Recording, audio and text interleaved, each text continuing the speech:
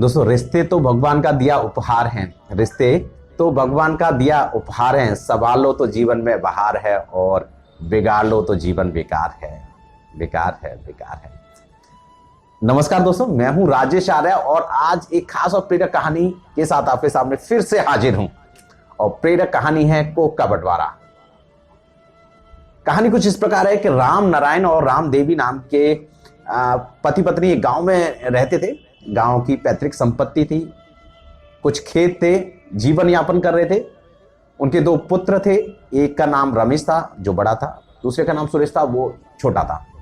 दोनों की परवरिश गांव में ही हुई, पढ़ने लग गए, धीरे धीरे बड़े होने लग गए।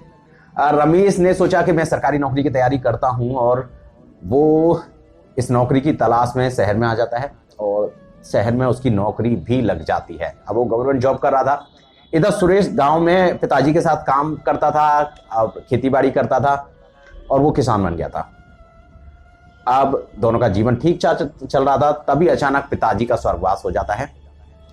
दोनों आपस में मिलते हैं, दोनों बहुत प्यार प्रेम रहता है। पिताजी की अंतिम इच्छा थी कि दोनों बच्चे साथ साथ रहें, खुश रहें, एक दूसरे के साथ अच्छा व्यवहार करें और ऐसा ही चल रहा था।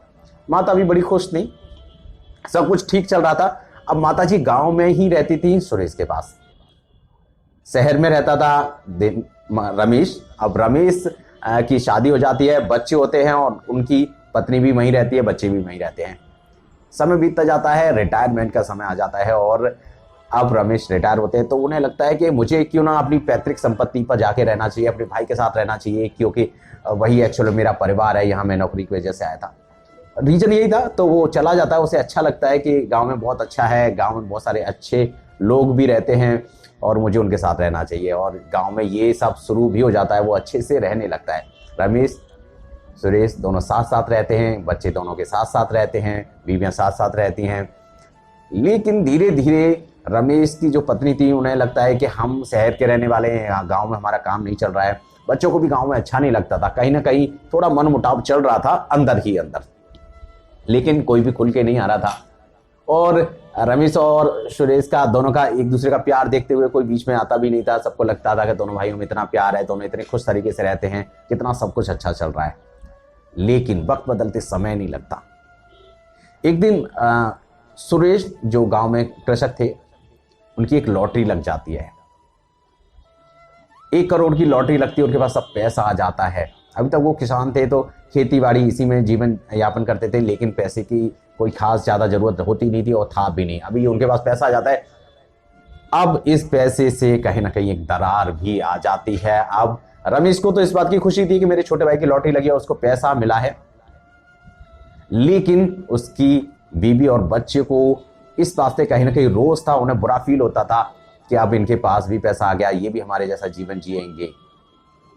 अब ये समस्या धीरे धीरे बढ़ती जा रही थी और उनमें मन मुटाव हो जाता है। और कहते हैं ना कि जब परिवार के लोग सोच लेते हैं कि रिश्ते बिगाड़े जाएं तो कहीं ना कहीं बिगड़ जाते हैं। इसमें अब रमेश की भी नहीं चल रही थी, रोज का मन मुटाव होने लग गया था। रमेश की पत्नी बच्चे कहीं ना कहीं उसको सुरेश के खिलाफ कुछ न कुछ बोलते रहते थे। अब इस बारे में बुरा लगने लग गया। ऐसे में पत्नी ने कहा कि हमारी जो जमीन है, जो पिताजी की पैतृक संपत्ति है, उसका बंटवारा कर लिया जाए।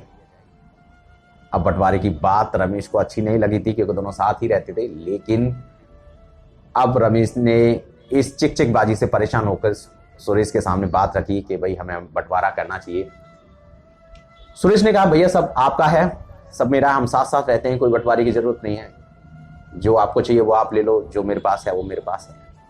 लेकिन रमेश इस बात से नाखुश था क्योंकि प्रेशर था परिवार का और उसने आखिरकार रमेश से थोड़ा झगड़ना शुरू किया। चलो, रमेश ने कहा कि मुझे मेरा हिस्सा चाहिए। सुरेश ने कहा ठीक है, आप अपना हिस्सा ले लो। अब सुरेश की जो लॉटरी निकली थी उसमें से भी रमेश को हिस्सा चाहिए था, क्योंकि उसकी पत्नी कह रही थी, बच्चे कह रहे थे कि अगर हम सब एक हैं तो उसमें से भी हमें हिस्सा मिलना चाहिए था, जो कि बिल्कुल नागवार था और जो किसी को पसंद नहीं था। अब एक दिन बात करते करते दोनों इसी बात पर बहस कर रहे थे अपने कमरे के अंदर। रमेश सुरेश को उल्टा सीधा कह रहा था, सुरेश भी बदले में कुछ न कुछ कह रहा था। ये एब्यूज होने लग गया, लड़ाई बढ़ने लगी, झगड़ा बढ़ने लग गया। एक कोने में उनकी वो बुजुर्ग माता श्री बैठी थी। वो ये सब देख रही थी, सुन रही थी। अब उनकी लड़ाई बढ़ती जा रही थी। माता श्री कुछ कहने लायक नहीं थी, समझाने लायक नहीं थी, लेकिन वो भगवान से एक ही बात कह रही थी कि भगवान, तूने ये जमीन, ये जायदाद, ये प्रॉपर्टी देके के बंटवारा नहीं, मेरी कोख का बंटवारा कर दिया है, मेरी कोख का बंटवारा कर दिया है। उनका ये दुख था कि जमीन जायदाद के पीछे मेरे बच्चे जो एक ही कोख से पैदा हुए हैं, आज एक दूसरे से लड़ रहे हैं, झगड़ रहे हैं, अलग बिहेव कर रहे हैं। तो उन्हें इस बात का बड़ा ही दुख हुआ, इसलिए भगवान को उन्होंने बोला कि तुमने मेरी कोख का बंटवारा कर दिया। दोस्तों, प्रेरक कहानी का अंत यही होता है।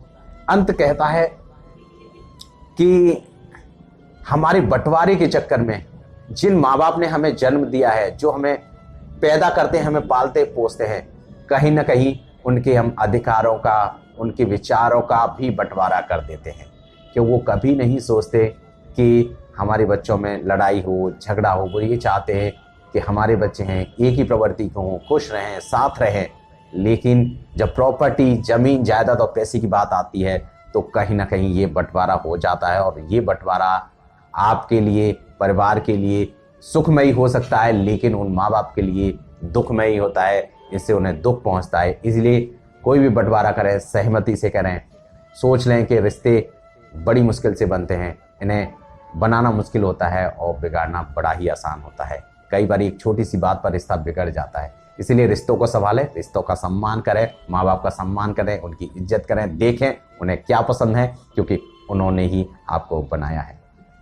ये प्रेरक कहानी थी, और ये प्रेरक कहानी अंकुर सिंह ने हमें जौनपुर से भेजी है, और ये कहानी बड़ी चलो पत्रिका के दिसंबर 2021 अंक में प्रकाशित हुई है।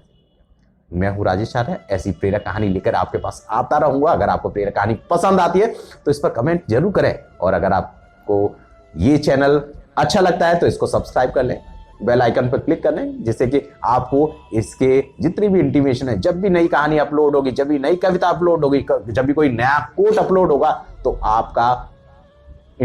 आपको उसका इंटीमेशन मिलता रहे। ऐसी फिर किसी कहानी के साथ फिर से मिलूंगा। तब तक के लिए नमस्कार, बाय बाय, टेक केयर, और बड़े चलो।